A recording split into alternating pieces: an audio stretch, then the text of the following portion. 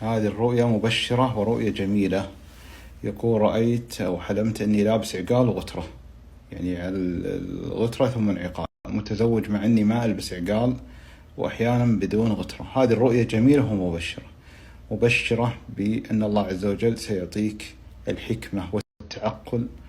لذلك قال النبي صلى الله عليه وسلم لأحنف ابن عبد القيس سيد قوم بني عبد القيس لما قدموا من الأحساء، قال النبي صلى الله عليه وسلم إن فيك خصلتان يحبهما الله ورسوله، الحلم والأناة. يعني هذه الخصلة طيبة في الإنسان. لذلك يقول الله تعالى يؤتي الحكمة من يشاء ومن يؤتي الحكمة فقد أوتي خيرا كثيرا. الحكمة ما يعطاها أي شخص. فهذه والله أعلم الرؤيا مبشرة بأن الله تعالى سيعطيك الحكمة والتروي والتأني. أيضا من دلالات هذه الرؤيا الله أعلم أن زوجتك ستحمل، ليظهر أنك متزوج، ستحمل بولد، والعلم عند الله، فيصبح تاج رأسك.